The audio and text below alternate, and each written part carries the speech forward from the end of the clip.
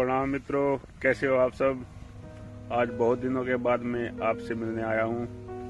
दोस्तों, आज एक ऐसे आदमी की विचार आपको सुनवाना चाहता हूं जो हमेशा ही विवादास्पद रहा है।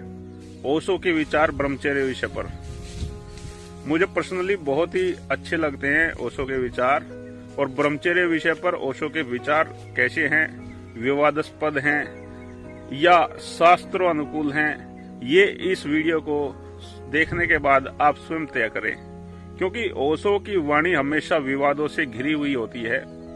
ओशो हमेशा विवादास्पद रहते हैं। तो ओशो के ब्रह्मचर्य विषय पर विचार बहुत ही क्रांतिकारी विचार हैं। अगर आप इनको सुनोगे तो आपको पता चलेगा। तो मेरी आपसे रिक्वेस्ट है, एक बार आप जरूर सुनिए ओशो के ब्रह्मचर्य पर विचार, और खुद ओशो की आवाज में ये वीडियो होने वाला है। तो प्लीज इस वीडियो को पूरा देखें और सुनिए ओशो के ब्रह्मचर्य पर क्या विचार हैं, और आप कमेंट करें। अगर आपको पसंद आए, ना पसंद आए तो भी आप कमेंट करें, ताकि मुझे पता लग सके कि आप ओशो के बारे में क्या सोचते हैं, और इस वीडियो को देखकर आप क्या जज करते हैं कि ओशो ने सही कहा है या गलत कहा है। तो प्लीज वीडियो को पूरा देखें और विचार करें इस वीडियो पर, और कमेंट जरूर करें ताकि हमें पता लगे आपके क्या विचार हैं। मूल बांधी, वो जो मूलाधार चक्र है, जहां से ऊर्जा काम ऊर्जा बनती है, उसे बांध लेना है, उसे सिकोड़ लेना है।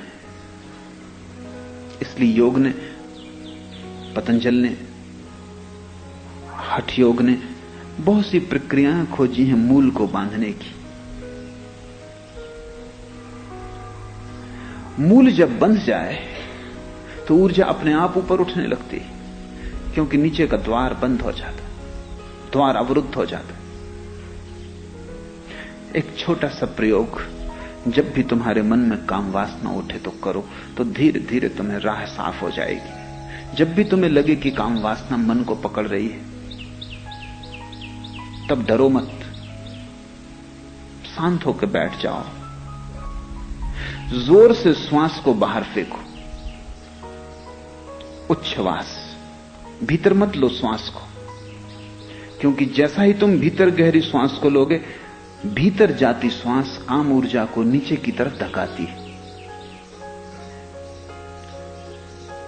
जब तुम्हें काम वासना पकड़े तब एक्सहेल करो, बाहर फेंको श्वास को, नाभि को भीतर खींचो, पेट को भीतर लो और श्वास को बाहर फेंको, जितनी फेंक सको। धीरे धीरे अभ्यास होने पर तुम संपूर्ण रूप से श्वास को बाहर फेंकने में सफल हो जाओगे। जब सारी श्वास बाहर फेंक जाती है तो तुम्हारा पेट और नाभि वैक्यूम हो जाते हैं, शून्य हो जाते हैं, और जहां कहीं शून्य हो जाता है वहीं आसपास की ऊर्जा शून्य की तरफ प्रवाहित होने लगती है। शून्य खींचता है, क्योंकि प्रकृति शून्य को बर्दाश्त नहीं करती, शून्य को भरती है।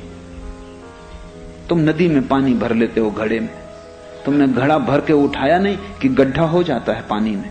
घड़े से तुमने पानी भर लिया, उतना गड्ढा हो गया, चारों तरफ से पानी दौड़ के उस गड्ढे को भर देता है।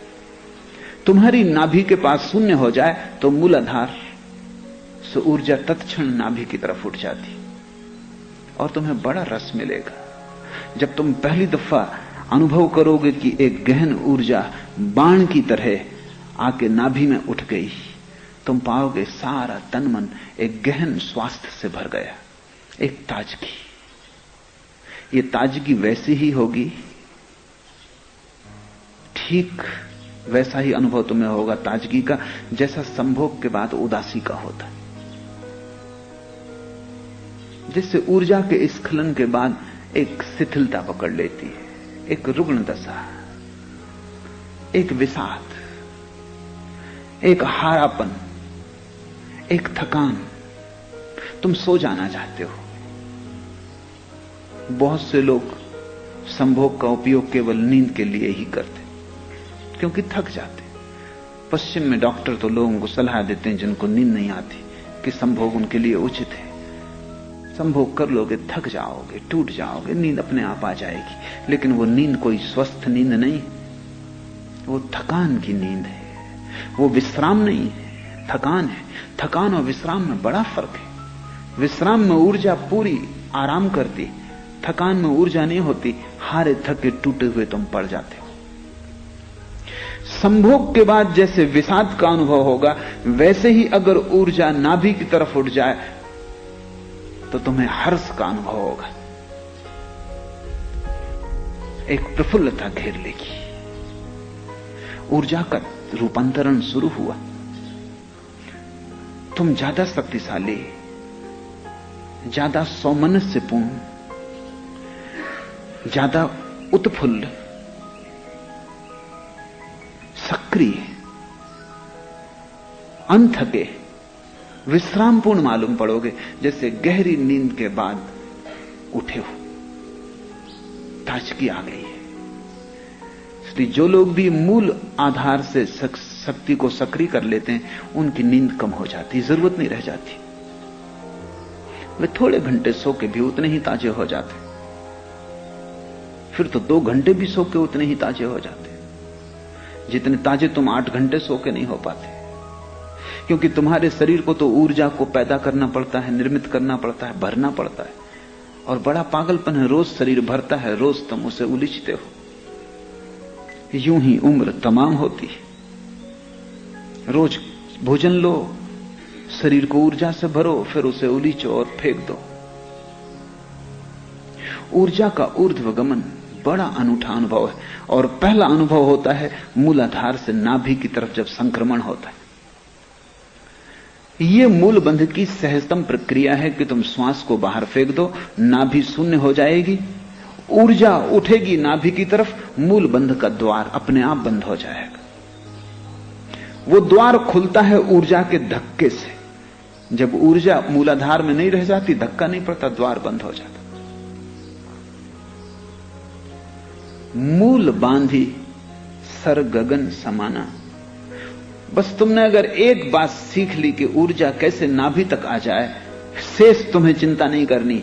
तुम ऊर्जा को जब भी काम वासना उठे नाभि में इकट्ठा करते जाओ।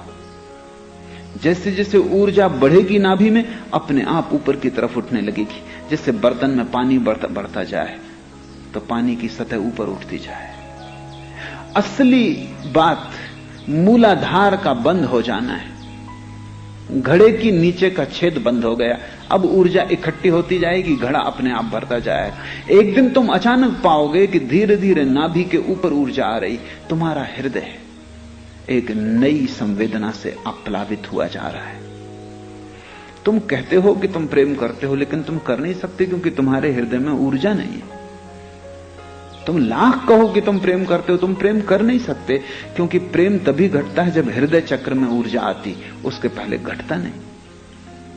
तो तुम समझाते रहो अपने को कि तुम प्रेम करते हो, लेकिन तुमने किसी को प्रेम नहीं किया, ना अपनी पत्नी को, ना अपने बेटे को।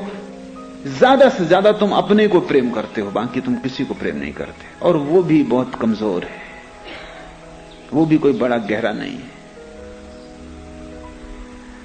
जिस दिन हृदय चक्र पर आएगी तुम्हारी ऊर्जा, तुम पाओगे भर गए तुम प्रेम से। तुम जहां भी उठोगे बैठोगे, तुम्हारे चारों तरफ एक हवा बहने लगेगी प्रेम की। दूसरे लोग भी अनुभव करेंगे कि तुम में कुछ बदल गया, तुम अब वही नहीं हो, तुम कोई और ही तरंग लेके आते हो। तुम्हारे साथ कुछ और ही लहर आती कि उदास प्रसन्न हो जाता है, कि दुखी थोड़ी देर को दुख को भूल जाता है, कि अशांत शांत हो जाता है, कि तुम जहां छू देते हो, जिसे छू देते हो, उस पर ही एक छोटी सी वर्षा प्रेम की हो जाती। लेकिन हृदय में ऊर्जा आएगी तभी यह होगा। ऊर्जा जब बढ़ेगी, हृदय से कंठ में आएगी, तब तुम्हारी वाणी में एक माधुर्य आ जाएगा। जब तुम्हारी वाणी में एक संगीत, एक सौंदर्य आ जाएगा, तुम साधारण से शब्द बोलोगे और उन शब्दों में काव्य होगा। तुम 2 शब्द किसी से कह दोगे और तुम उसे तृप्त कर दोगे। तुम चुप भी रहोगे तो तुम्हारे मौन में भी संदेश छिप जाएंगे। तुम ना भी बोलोगे तो भी तुम्हारा अस्तित्व बोलेगा। ऊर्जा कंठ पर आ गई, उपनिषद के गीत तभी तो फूटे होंगे जब ऊर्जा कंठ पर आ गई होगी। बुद्ध के वचन तभी तो निसृत हुए होंगे जब ऊर्जा कंठ पर आ गई होगी। कुरान